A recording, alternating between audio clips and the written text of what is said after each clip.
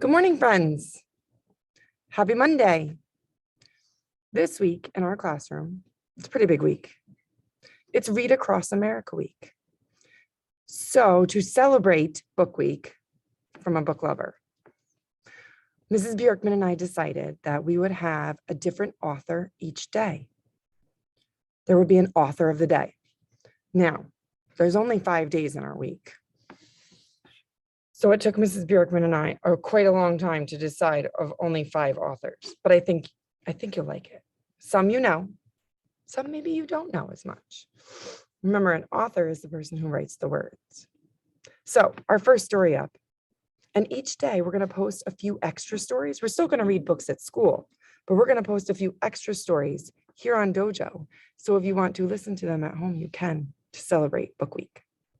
All right, so our first author today is Leo Lionni.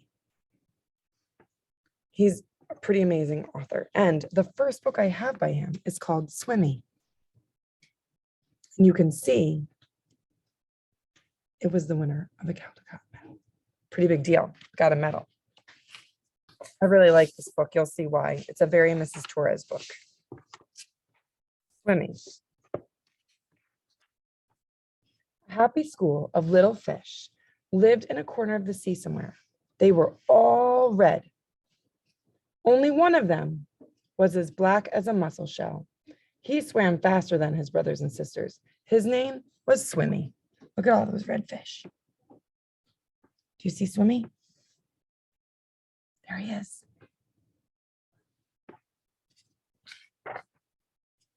One bad day, a tuna fish, swift, fierce, and very hungry, came darting through the waves.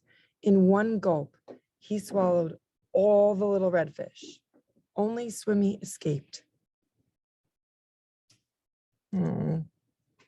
He lost his family. He swam away in the deep, wet world. He was scared, lonely, and very sad.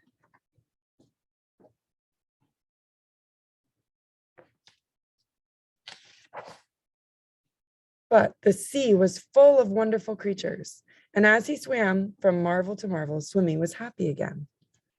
He saw a Medusa made of rainbow jellyfish.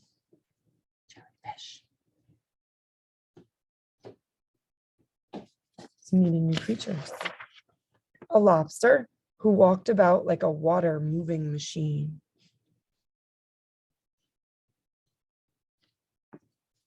Dot, dot, dot. Strange fish pulled by an invisible thread.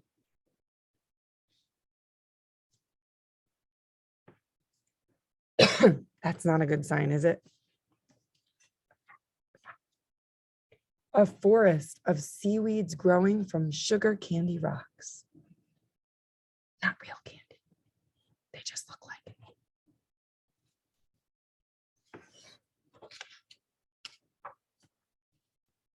An eel whose tail was almost too far away to remember. That's a funny way of saying it's really long. Mrs. Torres thinks eels look like snakes.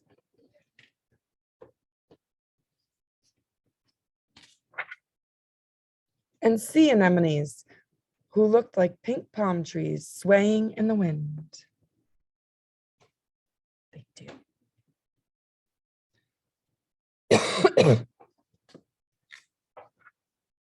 Then, hidden in the dark shade of rocks and weeds, he saw a school of little fish just like his own. Let's go and swim and play and see things, he said happily. We can't, said the little red fish.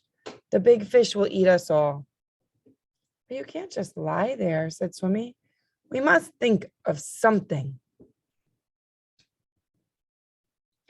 They're just laying there, too scared to do anything. Swimmy thought and thought and thought. Then suddenly he said, oh, I have it.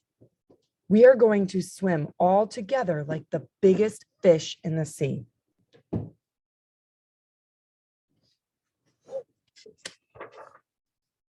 He taught them to swim close together, each in his own place. Look. Is it starting to look like a fish? Now it does. And when they had learned to swim like one giant fish, he said, I'll be the eye.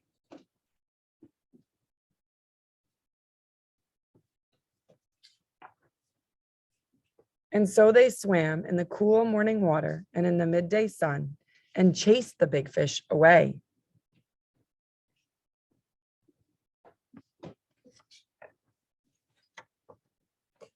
The end. I like that one because it's kind of about teamwork, right? And they smart that they knew that they couldn't come out the second school of fish, that they would get eaten. Good morning. This message is for those that are here. There is some extra help in the building today, so if you are interested in any time, call the main office. Otherwise, you can spread the word, and I will make another announcement later. Again, there is some extra time available. Sorry, there's an announcement. Any help in your classroom, please call the office. Okay. So, but I like that when he thought really hard, he didn't give up. He wasn't going to let them just lay there for the rest of their lives. He kept thinking and thinking until he came up with an idea, and then they worked together. I like that one. What a good friend, right? All right. I can't wait to read more with you at school. See you soon.